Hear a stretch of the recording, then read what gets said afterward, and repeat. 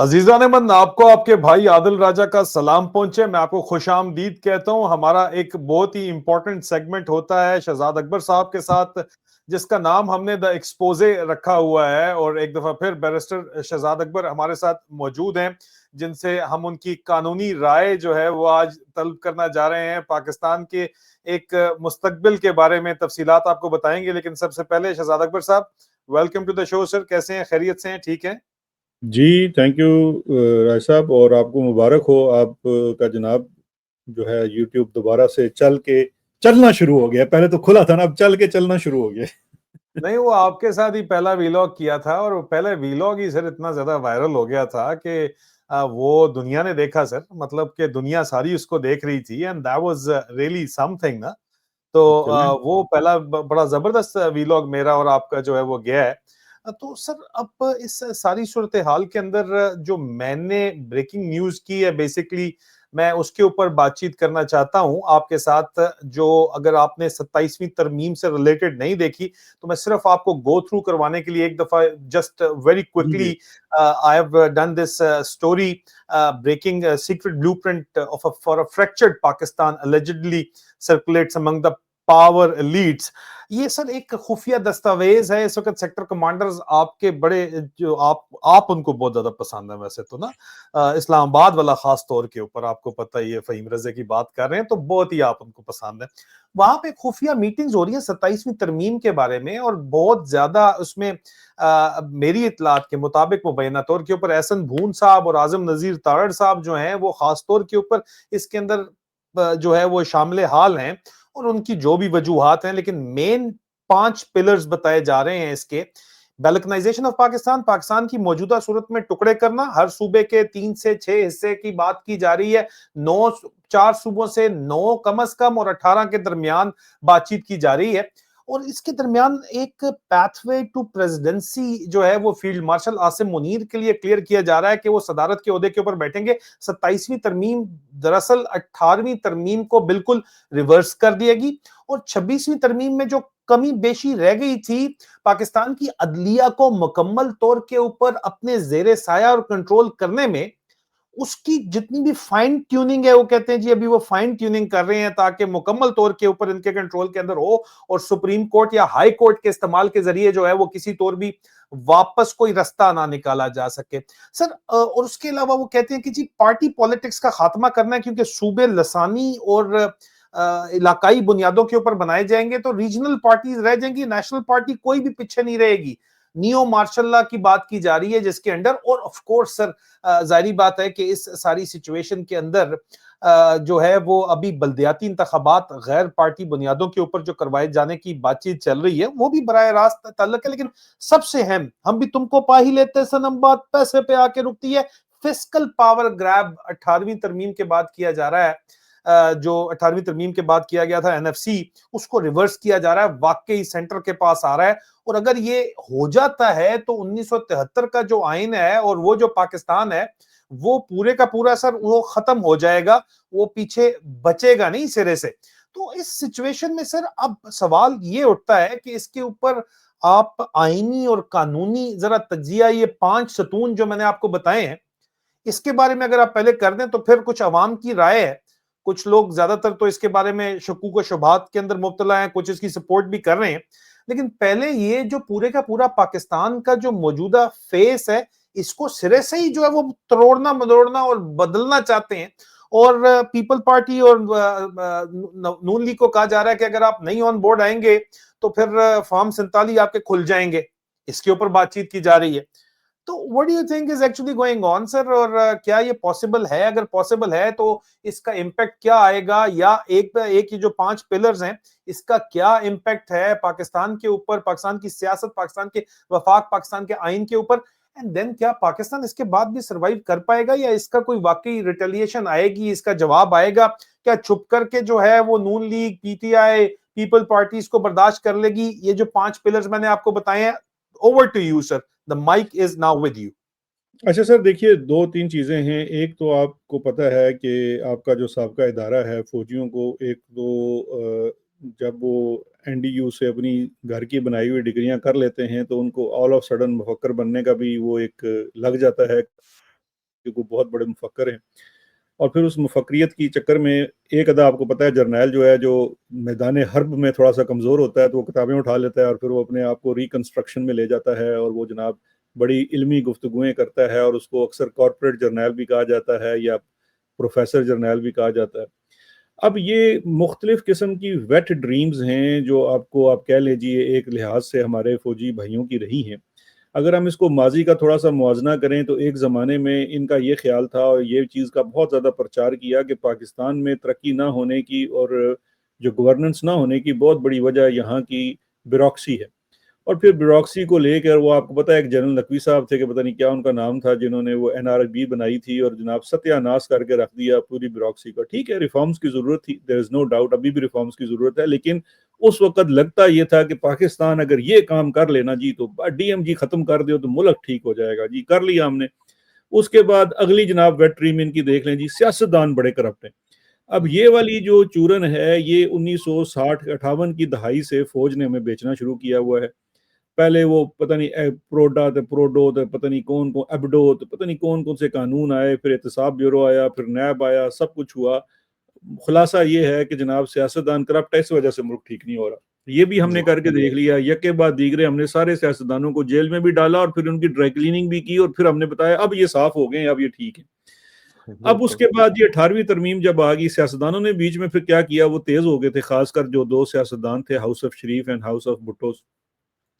इन्होंने कहा कि असल बाल्कनाइजेशन इन्होंने की 18वीं तरमीम, जो कि वैसे अगर आप उसका कॉन्सेप्ट देखें तो उसका कॉन्सेप्ट बहुत खूबसूरत है। वो कॉन्सेप्ट क्या है कि सूबाई खुद मुख्तारियत हो, जो सूबे हैं, जो फेडरेशन के जो यूनिट्स हैं, उनके पास अपना माली इख्तियार हो, और वो बड़ी अच्छी बात है, ताकि माली इख्तियार होगा तो जितनी डाउनवर्ड लोगों में तकसीम हो सकेगी इख्तियारात की और वसाइल की, उतनी ही बेहतरी है। लेकिन चूंकि उसके पीछे नीयत साफ नहीं थी, तो वो भी एक लिहाज से बाल्कनाइजेशन साबित हुई।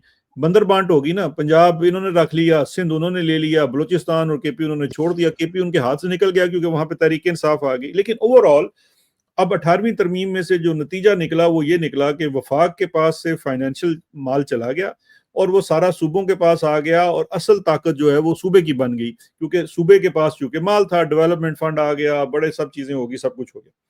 अच्छा, अब चूंकि असल मसला और है, असल मसला ये है कि फौज ने अपने इक़्तिदार को दवाम बख्शना है और उसके लिए हमेशा वो कोई ना कोई उज़रदारी लेकर आते हैं। अब उनकी लेटेस्ट उज़रदारी ये है कि जी हमारी तरक्की की राह में सबसे बड़ी रुकावट जो है वो तो एक तो ये है कि सूबों का साइज़ बहुत बड़ा हो गया है।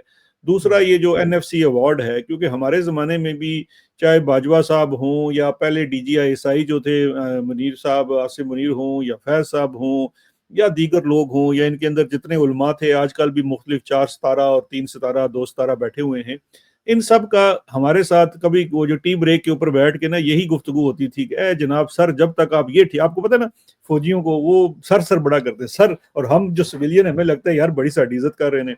अच्छा, वो कहते हैं जी हाँ, सर, बिल्कुल। हो जाता है ना, देखिए जब आप उनकी बैठ के वो दस्ताने वाली चाय पीते हैं, जो हमारे शहबाज गिल ने सुनाई हुई किस्से कि जनाब वो वाइट ग्लव्स ट्रीटमेंट जब आपको दी जाती है और जनाब आपके सामने एक जर्नैल बैठ के आपको सर सर कर रहा होता है और आप खुद लग जाते हैं कि यार पता नहीं हमें को बड़ी इज्जत दे रहे हैं या हमें को बड़ा मुफक्कर समझते हैं, जबकि वो आपको कुछ भी नहीं समझते।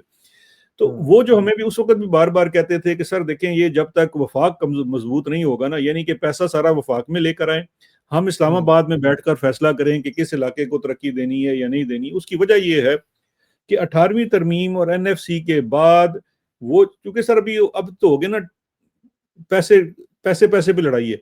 अब जी। जो मासूलात हैं उसका बहुत बड़ा हिस्सा, तकरीबन 58% हिस्सा जो है बजट में पहले दिन ही सूबों के पास चला जाता है। हम्म। अब हम्म। ये वफाक में बैठ के तो उन्होंने एसआईसी भी बना ली, वजारतों में भी बैठ गए, सब कुछ कर गए, अभी तक इनकी सराहियत सूबों में उस तरह से नहीं हो पाई। अब वो हम्म। सूबों में जब वो पैसा चला जाता है सियासतदानों के पास तो वो अपना किला मजबूत करते हैं। उसी बिल्कुल। वजह से सिंध के अंदर पीपल्स पार्टी मजबूत है, क्योंकि सिंध पिछले 25-30 साल से, ठीक है वहां पे सिंध का जरदारी का एक अपना निजाम चलता है, लेकिन उसके साथ साथ सरकार के बेपनाह वसाइल भी इस्तेमाल किए जाते हैं और वो पैटर्नेज करती है उनके अपने सियासी उसकी। तो ये इस वक्त इक्तदार की जंग है। ना हमारे वो सियासतदान सच्चे हैं जिन्होंने सिंध और पंजाब के ऊपर कब्जे करके बैठे हैं और अपना जनाब खाला जी का वेड़ा बनाया हुआ है, और ना हमारे फौजी सच्चे हैं जो करना ये चाह रहे हैं कि वो सियासतदानों की पावर बेस को फर्दर तोड़ के छोटे छोटे, वो कहते हैं ना जी पंजाब जो है बहुत बड़ा है, इसके चार पांच सूबे बना दो, तो फिर बीच में बहुत ज्यादा से ना चार पांच बड़े खानदान निकल आएंगे। तो ये जो है ना बालकनाएं देखें, सूबों की जो तकसीम है उससे ये तो होगा कि आपके सूबे छोटे हो जाएंगे, लेकिन असल मकसद जहन में रखिए, फौज को इससे कोई गर्ज नहीं है सूबे बड़े रहें छोटे रहें, आखिर में इक़्तिदार इनका ही रहना है। इनका हम्म, असल इंटरेस्ट ये है कि एनएफसी का रिवर्सल हो, यानी कि पैसा जो है सूबों को जाता है जिस तरह से उस तरह से ना जाए, और हम्म, वापस फाइनेंस मिनिस्ट्री में आ जाए जहां पे हमने अपना डड्डू बिठाया होता है, और वो डड्डू हम्म, जो है वो उसको हम बताएंगे कि बेटा तुमने पैसे किधर लगाने हैं, और फिर हम बताएंगे कि हमने नहर बनानी है या हमने खुदाई करके मिनरल्स निकालने हैं या हमने क्या करना है, और ठीक है सूबों को थोड़े बहुत पैसे दे देंगे। तो ये हम्म, बेसिकली असल डिजाइन ये है। अब उसी ठीक। के लिए जो 27वीं तरमीम है उसके भी खद्दोखाल में दो तीन चीजें बड़ी अहम है।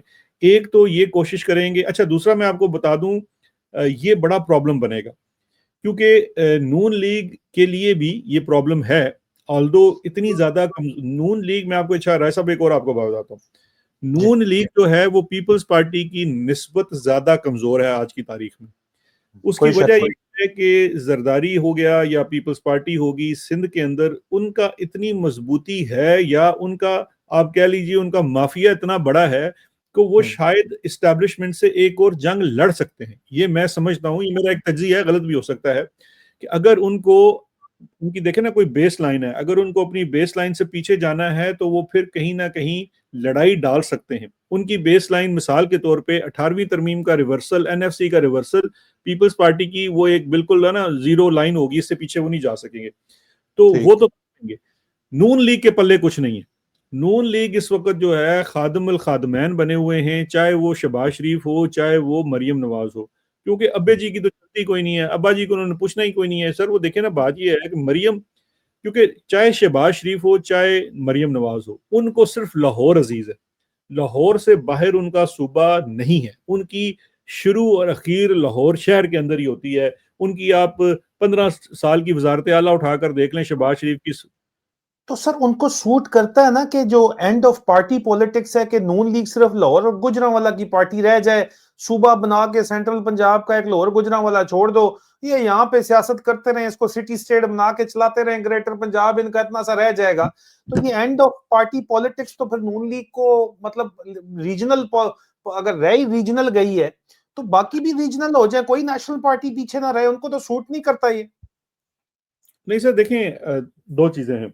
ये पार्टियां रीजनल जरूर हैं, लेकिन इन पार्टियों की अपनी जो सल्तनत है वो मुल्कों से बड़ी है। अब सिंध जो है वो सल्तनत जो है वो यूरोप के बड़े मुल्कों से बड़ी है, और पंजाब जो है वो सल्तनत भी देखे ना, ठीक है कि हुक्मरानी तो वो लाहौर के ऊपर कर रहे हैं, लेकिन टैक्स तो पूरे पंजाब से इकट्ठा होता है ना जी। जी, यानी कि माल तो पूरे पंजाब से, और पंजाब का साइज आप देखें आपके बरतानिया से भी बड़ा है, चाहे आबादी हो या रकबा हो। तो उस सूरत बिल्कुल। में ऐसा नहीं है कि सियासतदान इतनी आसानी से वो चीज़ देंगे, लेकिन उनकी अपनी इनहेरेंट कमजोरियां इतनी ज़्यादा हैं कि उसकी वजह से शायद वो लड़ ना पाए जो नून लीग है।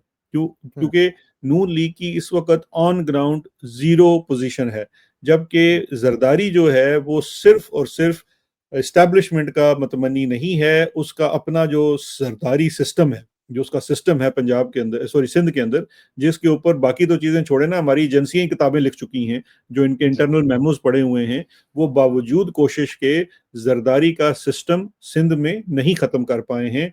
उसकी अपनी लॉयल्टीज, उसकी अपनी लाइंस, वो हर चीज़ बरकरार है।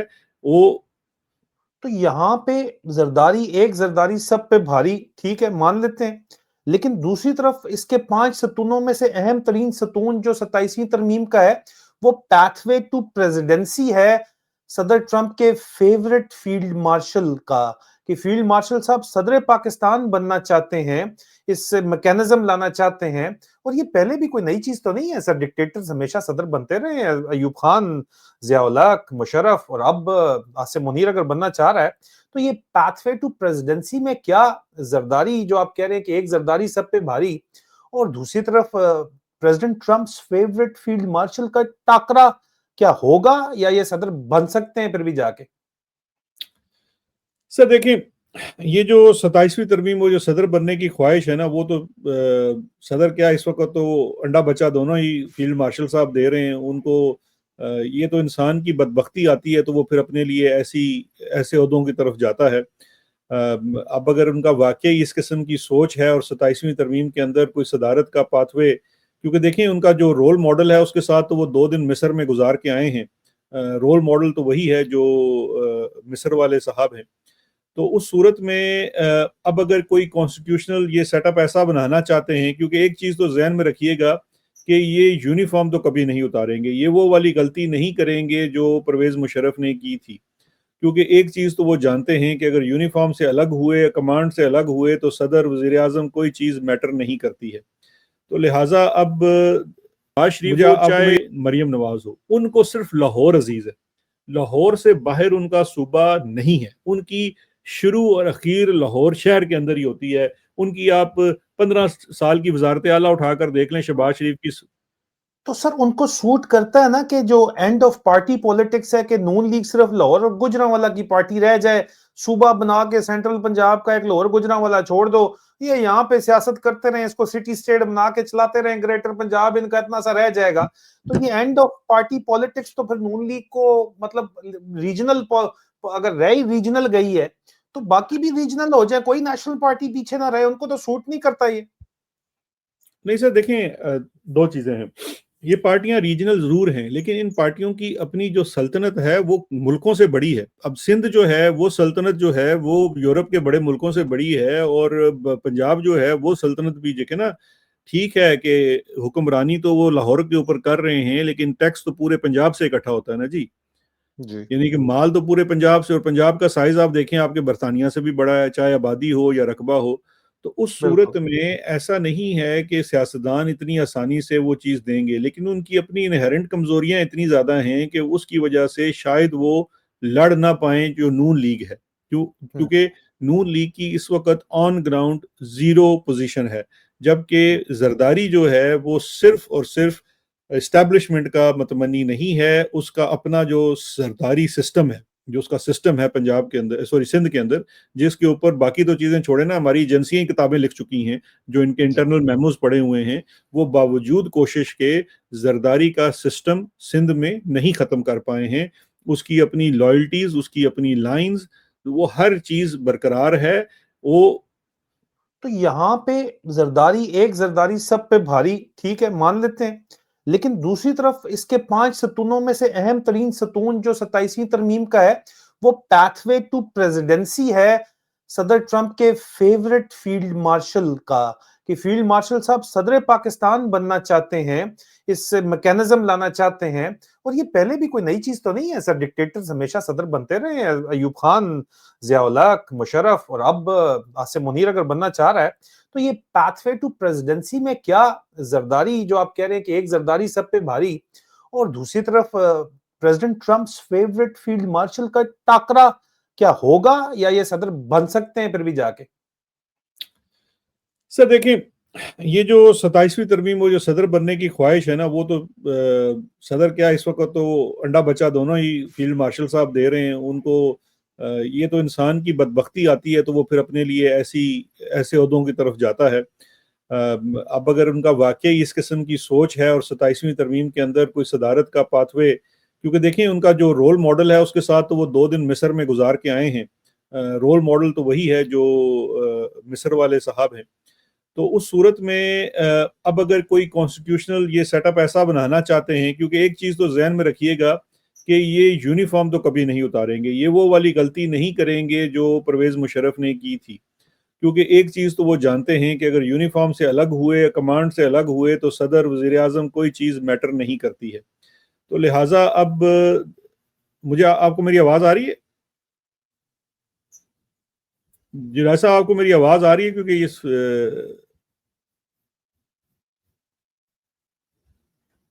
Hello, hello.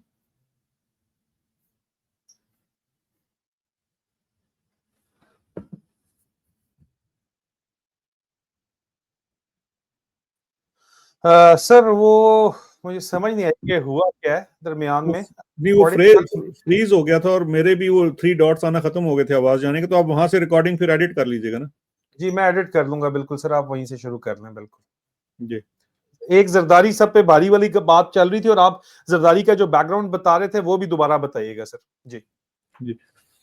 नहीं, देखिए मैं ये बात कर रहा था कि जो आसिफ अली जरदारी है वो नहीं, हम उल्टी बात की तरफ चले जाते हैं ना। हम इसको इस तरह कर लेते हैं कि आसिम मुनीर जो है, आसिम मुनीर क्या सदर बनना चाहेगा या नहीं। उसका जवाब ये है कि आसिम मुनीर कभी भी वो गलती नहीं करेगा जो परवेज मुशर्रफ ने की थी, कि जिसमें वो एग्जिस्टिंग सिस्टम के अंदर अपने आप को सदारत की तरफ लेकर जाए, क्योंकि उसमें फिर वर्दी उतारने की बात आ जाएगी।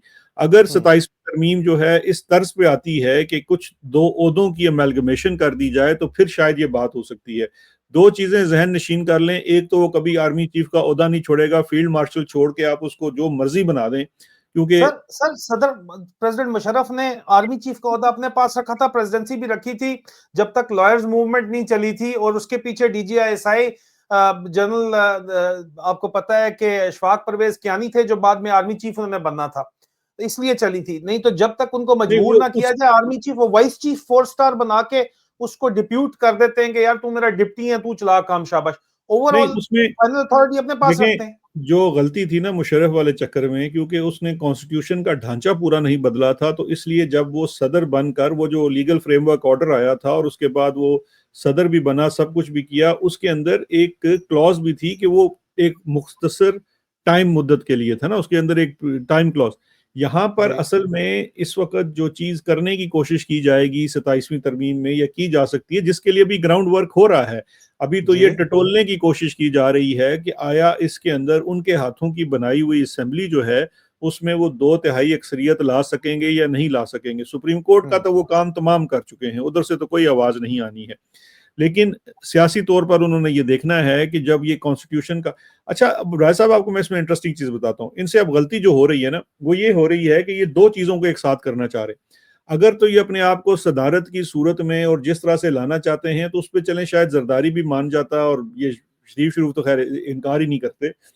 लेकिन ये जब जाएंगे ना एनएफसी की तरफ और हम्म, सूबों को तोड़ने की तरफ या सूबों को छोटा करने की तरफ, तो जी फिर वहां पर मसला खड़ा होगा, क्योंकि वहां पर वो पीपल्स पार्टी को अपने किसी सूरत भी पीपल्स पार्टी अपने पांव पर कुल्हाड़ी नहीं मारेगी और वो फिर वहां पर रखने डालेगी, सर। क्योंकि ठीक है, ठीक है, आप कह रहे हैं कि जरदारी के पास ये पीपल्स पार्टी के पास इतनी ताकत है कि वो रिटेलिएट कर सकते हैं, लेकिन नून लीग के पास वो ताकत नहीं है। नहीं नहीं, ताकत दोनों नहीं को है। फॉर्म, हाँ, सर देखें, दोनों ताकत को तो, फॉर्म 47, दोनों को फॉर्म 47 दिखाए जा सर रहे हैं। देखें देखें, ताकत जो है ना, ताकत एक और चीज होती है। मैं आपको एक और तरीके से समझाने की कोशिश करता हूँ। देखिए, जब आपकी अपनी असास पे बात आ जाती है ना, आपकी एग्जिस्टेंस पे बात आ जाती है, तो पीटी जो पीएमएलएन है, नून लीग है, उसके पास ये ग्राउंड रियलिटी नहीं है कि वो किसी सूरत भी उस जगह से हिल सके जहां पर उनको एस्टेब्लिशमेंट ने खड़ा किया हुआ है। जबकि इसके बरक्स पीपल्स पार्टी के पास ग्राउंड के ऊपर कम अज कम इतनी चीज या इतनी स्पेस अवेलेबल है कि वो फिर इससे हट जाएंगे, यानी कि वो इक्तदार का हिस्सा बने बगैर वो पीटीआई की तरह बिल्कुल जो है वो आप कह लीजिए कि वो इतना बाहर नहीं जाएंगे कि खुल के इनको चैलेंज करेंगे, बट वो रेजिस्ट करेंगे और वो रेजिस्टेंस करने की सलाहियत ऑन ग्राउंड रखते हैं। मेरा कहना ये है, ताकत तो एक ठीक बड़ी है। चीज है ना जी, ताकत तो वो नहीं अपनी किसी तरीके से आजमाने की चाहेंगे, क्योंकि वो जिस तरह हम्म, से इमरान खान साहब करते हैं ना कि खुल के चैलेंज करते हैं, वो हम्म, उस पोजीशन में नहीं जाएंगे। और दूसरी चीज ये हो सकती है कि उस सूरत में अगर फिर उन्होंने ओलिव ब्रांच जो है बढ़ा दी पीटीआई की तरफ, तो फिर फील्ड मार्शल और उनके निजाम के लिए मुश्किलात सियासी तौर पर पैदा हो सकती हैं। हम्म। तो सर फिर फाइनली बात वही है कि तो आपने वो उसको बार बार आप, क्योंकि ब्लैकमेलिंग टैक्टिक्स क्या है इनके पास कि इसको पास करवा लें। शूट तो नून लीग को भी नहीं करता, क्योंकि उनकी भी ताकत के ऊपर जो है वो कदगन लगेगा अगर नए सूबे बनते हैं, क्योंकि ये पंजाब में गालबन 3 से 4 चार सूबे एक पंजाब से निकालने का प्लान है। यहाँ पे 4 फैमिलीज बन जाएं, रीजनल पार्टीज बन जाएं, कोई एक पार्टी कामयाब ना हो। इमरान खान से भी यही है कि गिला के जी आप आ जाएं वापस, लेकिन गवर्नमेंट आपको नहीं देंगे और आप रीजनल पार्टी के तौर के ऊपर तो हमें कबूल है, बट नेशनल पार्टी पे हम कबूल नहीं है। आप होते कौन है ये कहने वाले, लेकिन चलें, ये बातचीत जो है वो की तो जा रही है। अब अगर फर्ज किया या तो ऑर्डिनेंस के जरिए, क्या क्या सर, अब ये फॉर्म 47 के जरिए इनके पास ब्लैकमेलिंग टैक्टिक्स तो फॉर्म 47 है, end of course corruption cases जो नए इन्होंने बनाए हुए, लेकिन वो तो खैर जर्नैलों के भी मौजूद है। अब सर मुझे आप ये बताएं, जब आप लोग वजीर आजम थे तो आईएसआई अगर केसेस बना रही थी, ठीक है, तो दूसरी तरफ आईबी भी तो केसेस बना के प्राइम मिनिस्टर को दे रही थी। अब यहाँ पे ये फॉर्म 47 की ब्लैकमेलिंग क्या काम आ सकती है? पहला ये सवाल है। सर देखें, एक चीज़ तो मैं थोड़ी-सी तस्हीह कर दूँ कि आईएसआई और आईबी दोनों केस नहीं बना सकती हैं, क्योंकि सिंपली स्पीकिंग उनके पास कैपेसिटी नहीं है। ठीक है। ख्वाहिश हो सकती है, उनके पास कैपेसिटी नहीं होती है। मेरी तो जितनी मैं कम से कम 20 साल तो मैंने इन दोनों इदारों को बड़े करीब से देखा है, दे लैक द कैपेसिटी। वो बाज़ार से मिस्त्री लेकर आते हैं और उस मिस्त्री से कहते हैं कि भैया हमें ये चीज़ बनानी है तो हमें बना दो। तो ये इन इदारों को हमें इतना ओवररेट करने की ज़रूरत नहीं है। ठीक है। पुराने बनाने की ज़रूरत नहीं है, नए बनाने की ज़रूरत नहीं है, पुराने ही बड़े मुकदमात इनके हैं और वैसे भी ये इतने जोगे नहीं हैं, इनको तो उठा के मतलब भैंस चोरी के मुकदमे में अंदर कर दें तो ये ठुस नहीं कर सकते। जी, मेन ठीक है। चीज़ ये है कि देखिए, ये तो सियासत जो है ना, ये इस वक़्त जो बसात है, यहाँ पे बहुत सारे एंड्स खुले हुए हैं। एक हुँ, तरफ हुँ। फील्ड मार्शल साहब ने अपने आप को 5 साल की लीगल एज़ ऑफ, मतलब जिसमें कोई कागज़ी कार्रवाई हो, वो नवंबर से पहले-पहले कोई नोटिफ़िकेशन करवाना है। एक तो उनका ये चैलेंज है, ठीक है? ठीक है। उसमें भी अभी कहते हैं ना, there are many slip before, वो कुछ भी हो सकता है उस वक़्त से पहले। अच्छा। दूसरा सिनेरियो ये है, दूसरी सिचुएशन ये है कि उसके बाद फिर एजेंडा पे है 27वीं तरमीम। अब 27वीं हुँ, तरमीम में 2 चीज़ें हैं, एक पर्सनल है और एक इन्होंने अपनी इंस्टीट्यूशनल बनाई हुई है। हुँ, इंस्टीट्यूशनल ये है कि हम बाल्कनाइज़ेशन, यानी कि हम सूबों को छोटा करें ताकि गवर्नेंस का निज़ाम बेहतर हो सके बकौल उनके, और एनएफसी को थोड़ा-सा रिविज़िट करें जिसमें वफ़ाक बिल्कुल ही पेनीलेस हो जाता है, उसके पास पैसे हैं। ये है इनकी इंस्टीट्यूशनल, कि जी ये फ़ौज ये चाहती है। लेकिन जी, फ़ौज के ऊपर जो आसिम मुनीर साहब हैं, वो क्या चाहते हैं? वो ये चाहते हैं कि उनको फ़ील्ड मार्शल से बढ़कर सदारत की तरफ जाएँ, और इख्तियार जब सूबों से लेकर वफ़ाक की तरफ आता है, तो एक मज़बूत वफ़ाक, एक हार्ड स्टेट वाले वफ़ाक के अंदर एक ऐसा ओहदा हो, जो सदर का हो, जिसके पास बहुत सारे इख्तियारात हों, क्योंकि जब नए सूबे बनने हैं, तो बहुत सारे सूबों के तहफ़्फ़ुज़ात होंगे और उसके लिए सदर का ओहदा और उसका दफ़्तर बड़ा मज़बूत होना चाहिए वफ़ाक के अंदर। तो ये जी, कोई सेमी प्रेसिडेंशियल सिस्टम की बात हो सकती है इस नए कॉन्स्टिट्यूशनल फार्मूला के अंदर। लेकिन अब ठीक है। इशू उसमें बार-बार वही है। देखिए 2 चीज़ें हैं, एक तो ये कि इस वक़्त जो सबसे बड़ा मिस्त्री जीएचक्यू ने रखा हुआ है कानूनी तौर पर इस काम करने के लिए, वो तो आपका वज़ारत कानून का वज़ीर कानून है, जो कि ये शक है नून लीग वालों को कि उनका बंदा है, वो हरगिज़ नहीं है। वज़ारत कानून मुझसे आप लिखवा लें, हुँ, हमारे दौर से क्या पहले के दौर से भी फ़ौज जो है ना, एक खज़ाना और एक कानून, वो किसी हुँ, सूरत भी किसी सियासी पार्टी को नहीं देती है। वहाँ पे जो भी बंदा बैठा होता है, वो उसकी, आप समझिए कि वो एक हवालदार है, बल्कि वो कमीशन्ड, वो नॉन कमीशन्ड अफ़सर है सर। वो कमीशन्ड अफ़सर भी नहीं है, क्योंकि कमीशन्ड अफ़सर को तो फिर कभी-कभी दिल करता है कोई बात ना माने, नॉन कमीशन्ड तो उसने सर सवाल ही नहीं करना ना, उसको तो जो आपने कहना है। तो उसने भी वही काम करने हैं, तो वो अब जिस तरह की भी चीज़ बना रहे हैं, उनकी 2 ड्यूटियाँ होती हैं। एक तो ये है कि चीज़ बनाकर लानी है, और दूसरा जिस जमात में आपको भर्ती कराया हुआ है, उस जमात की भी आपने ऊपर तस्दीक लगवानी है, मोहर लगवानी है। अपने वज़ीर-ए-आज़म को समझाना है कि ये आपके लिए बेहतरीन काम है। तो ठीक ये है। चैलेंजेस सामने हैं, ये बड़ा ही अपहिल चैलेंज है। फॉर्म 47 के ज़रिए ब्लैकमेल करके पार्लियामेंट में पीपल पार्टी और नून लीग से 27वीं तरमीम पास करवाई जा सकती है या नहीं? सर बिल्कुल करवाई जा सकती है, उसकी वजह ये है कि देखिए फ़ॉर्म 47 तो बनाया इसी दिन के लिए गया था ना, फ़ॉर्म 47 को इमरान खान को हराने के लिए तो नहीं बनाया गया था, फ़ॉर्म 47 तो बनाया गया था कि आपकी टोटल औकात जो है वो इस चीज़ की हो कि आपके जो जद्द-ए-अमजद हैं नवाज़ शरीफ साहब, उनकी तो मतलब देखें ना, ये तो पिछले 2 सालों में कितने दफ़ा नवाज़ शरीफ की बेइज़्ज़ती की है, खोलिए फिर हल्का। देखें ना, हुँ, उसको तो वो बात करता है तो उसको कहते हैं खोलिए हल्का। तो उसके बाद हुँ, पीछे बात किसने करनी है? शहबाज शरीफ तो इस हुँ, वक़्त देखिए ना, he has become the person of choice. आपके वो हुँ, मोहसिन नकवी से जो 2 दिन पह मोहसिन नकवी कह रहा हूँ, दूसरे मोहसिन बेग से जो 4 रोज़ पहले शहबाज शरीफ साहब ने प्रोग्राम करवाया मरियम के खिलाफ, एक यूट्यूब के ऊपर इंटरव्यू दिलवाया, जिसमें जी, बताया गया कि जी पीपल्स पार्टी की भी छुट्टी है, मरियम की भी छुट्टी है। इस वक़्त निज़ाम का बेहतरीन और फ़ेवरेट तरीन आदमी जो है वो शहबाज शरीफ है।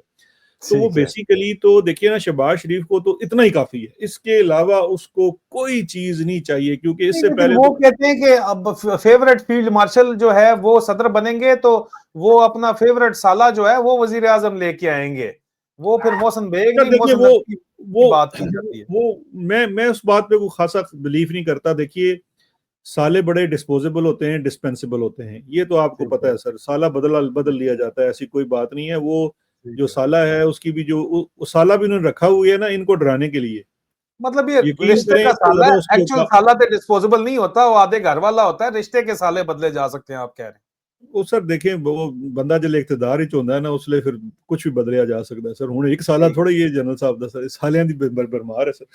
ठीक। तो सर फाइनल क्वेश्चन, अगर ये पार्लियामेंट में फिर भी अगर पीपल्स पार्टी रेजिस्टेंस दिखाती है, पीटीआई रेजिस्टेंस दिखाती है, अकेली नून लीग नहीं ले जा सकती, फॉर्म 47 ज्यादा इफेक्ट उनको ही है, सदारती ऑर्डिनेंस के जरिए क्या ये आ सकता ही है 27वीं तरमीम? इज इट कानूनी तौर नहीं के ऊपर, नहीं आईनी वो तौर तो पे पॉसिबल पॉसिबल नहीं नहीं है? है। देखें पॉसिबल, 2 ओके तिहाई ठीक अक्सरियत आपको चाहिए और आपको पार्लियामेंट इसमें सदारती ऑर्डिनेंस नहीं हो सकता। पॉलिटिशियंस, फाइनल क्वेश्चन, पॉलिटिशियंस और सियासतदानों के पास रिटेलिएशन का जवाब देने का, इसको रोकने का क्या रास्ता है सर? इमरान खान ठीक। वही रास्ता तो देखे ना आप। कम से कम मिस्त्रियों की महारत तो गौर करें कि उन्होंने सियासतदानों को खुद से ज्यादा इमरान खान से डराया हुआ है। हत्ता कि इस वक्त पाकिस्तान के सियासतदानों में अगर थोड़ी सी अकल हो तो उनको ये समझ लग जानी चाहिए कि उनका निजात दहिंदा भी सिर्फ इमरान खान है, क्योंकि इस वक्त इमरान खान जो जंग लड़ रहा है वो उन्हीं की आज़ादी की जंग लड़ रहा है ना। कि मामियों देखें, आपको पता है कि चर्चिल जो है उसने बरतानिया में सेकेंड वर्ल्ड वॉर में हिटलर को डिफीट करने में और वो सारी चीज करने में इंतहाई कलीदी किरदार अदा किया। उसके बाद कोई सोच सकता था कि अगला इलेक्शन ही चर्चिल हार जाएगा? यार देखे ना, ये तो बड़ी सिंपल सी बात है कि आप पहले अपनी जमहूरियत को सही मानों में तो इस्तेकाम दें, उसके बाद तो देखे ना वो दगज दे दा मैदान दे, उधर जाके घोड़े दौड़ाएं। अवाम 4 साल बाद 5 साल बाद आपका एहतसाब करती है, हो सकता है दोबारा वो आपको जो लीडर चुने, हो सकता है किसी और को चुने। लेकिन ये जो आकर बैठ गए हैं वर्दी वाले, ये तो आपस में ही लूडो खेलते रहेंगे, आपको तो कोई घुसने भी नहीं देगा। आपके पास ना इख्तियार है ना इख्तियार है। तो ये तो अब इनको सोचना चाहिए ना कि इनको इस चीज से बचाने वाला वाहिद इमरान खान है, उसके पास जाके मत्था टेकेंगे तो कुछ होगा। ये तो इसमें कोई शक नहीं है, क्योंकि अवाम का वोट इमरान खान के साथ है और अवाम का जो लीडर है, जमहूर अगर वाकई जमहूर है तो वो अवाम की आवाज है और अवाम की आवाज इमरान खान है।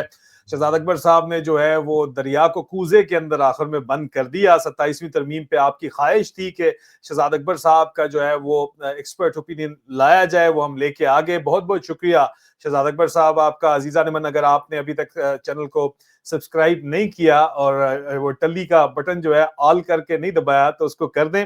Thank you so very much barrister Shahzad Akbar साहब। जी थैंक यू सर।